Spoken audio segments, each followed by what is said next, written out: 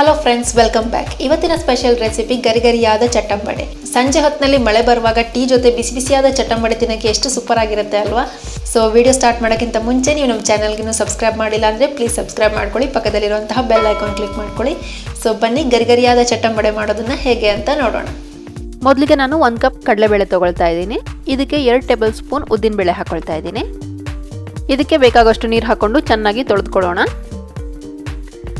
ನಂತರ ಇದನ್ನು ಒಂದು 3 ಗಂಟೆ ನೆನೆಸಿಟ್ಕೊಳ್ತಾ ಇದ್ದೀನಿ. ನೋಡಿ, 3 ಗಂಟೆ ನಂತರ ಇದು ಚೆನ್ನಾಗಿ ನೆಂದಿದೆ. ಈಗ ನೀರನ್ನ ಚೆನ್ನಾಗಿ ಸೋಸ್ಕೊಂಡ್ಬಿಡೋಣ. ಒಂದು ಸ್ವಲ್ಪ ಕೂಡ ನೀರಿರಬಾರ್ದು. ಇದನ್ನು ಒಂದು ಮಿಕ್ಸರ್ ಜಾರ್ಗೆ ಹಾಕೊಳ್ತಾ ಇದ್ದೀನಿ. ಇದಕ್ಕೆ ನೀರೇನು ಹಾಕೋದು ಬೇಡ, ಹಾಗೆ ಇದನ್ನು ಗ್ರೈಂಡ್ ಮಾಡ್ಕೊಳ್ಳೋಣ ತರಿತರಿಯಾಗಿ.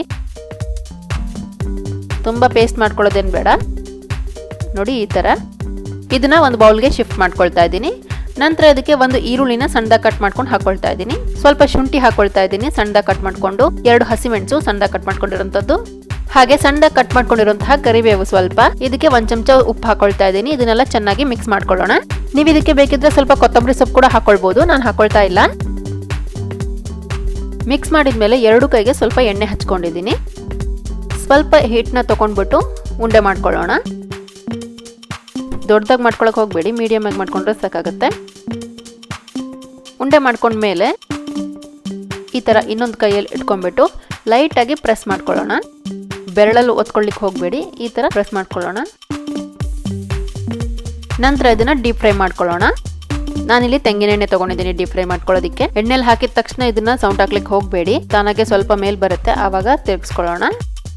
ಮೀಡಿಯಂ ಫ್ಲೇಮಲ್ಲಿ 2 ಕಡೆ ಚೆನ್ನಾಗಿ ಫ್ರೈ ಮಾಡ್ಕೊಳ್ಳೋಣ. ನೋಡಿ, ಈಗ ಕಲರ್ ಕೂಡ ಚೇಂಜ್ ಆಗಿದೆ. ಇದನ್ನ ತೆಕ್ಕೊಳ್ತಾ ಇದ್ದೀನಿ. ಇದೇ ರೀತಿ ಎಲ್ಲದನ್ನು ಕಾಸ್ಕೊಳ್ಳೋಣ. ಸಂಜೆ ಟೀ ಜೊತೆ ಬಿಸಿ ಬಿಸಿ ಚಟ್ಟಂಬಡೆ ತಿನ್ನಲಿಕ್ಕೆ ಸೂಪರ್ ಆಗಿರುತ್ತೆ. ಹೊರಗಡೆಯಿಂದ ಕ್ರಿಸ್ಪಿ ಆಗಿ ಒಳಗಡೆ ಅಷ್ಟೇ ಸಾಫ್ಟ್ ಆಗಿರುತ್ತೆ. ತುಂಬಾನೇ ಚೆನ್ನಾಗಿರುತ್ತೆ. ನೀವು ಇದನ್ನ ಒಮ್ಮೆ ಟ್ರೈ ಮಾಡಿ ನೋಡಿ ಹೇಗಾಗಿದೆ ಅಂತ ನನಗೆ ಕಾಮೆಂಟ್ಸ್ ಅಲ್ಲಿ ತಿಳಿಸಿ.